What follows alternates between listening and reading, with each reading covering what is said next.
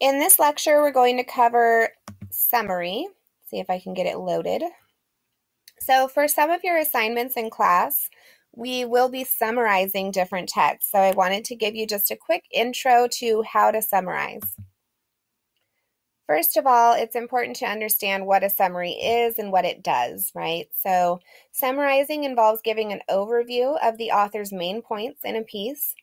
It helps our audience understand the overall gist of a piece without having to read it themselves. It also shows our audience they can trust us to accurately relay information objectively. Keep in mind that summaries are shorter than the original and they do not include your opinion of the author's main points or argument. And summaries should also include the full name and title of the piece that you are summarizing. So when you start off with the summary, first, one of the things that you should definitely do is to introduce your source. You want to include the author's full name, the full title of the text, and the type of text. So tell us if it's a book chapter, for instance, or an article. You should also stick to the main points, so make sure you're only including the most important main points. One way that I like to explain this for my students is to have them consider this scenario.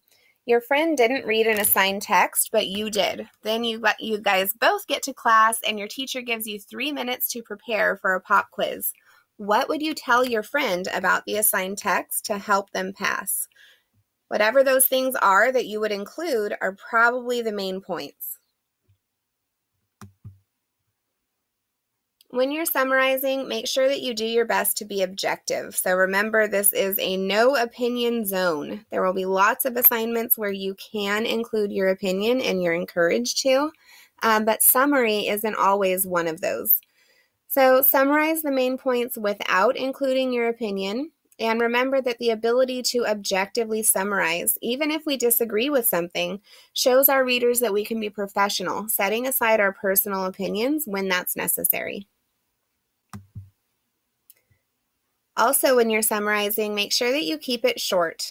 Summaries are time savers, so keep your summary shorter than the original. That way you're just briefly telling somebody kind of the overall gist of an argument without them having to read it, right? That's kind of one of the main points of summary. You can also look to summary assignments for length requirements, but a paragraph or so is a good starting place. Sometimes they might even have to be shorter than that. Some reasons why we summarize. Remember that summaries help us discuss sources in meaningful ways. So if someone else hasn't read it, we can give them, a quick overview so that we can then go on to talk about that thing, right? Summaries are often part of larger assignments, and this is in lots of different disciplines, not just in English. So it's important that you want to learn this important skill now because you will definitely be using it later, not only in your English classes, but in other ones. As always, with all of the different concepts that we're looking at, if you have questions or need additional help, talk to your group, talk to a tutor, come to my office hours, or text me or email me for additional help.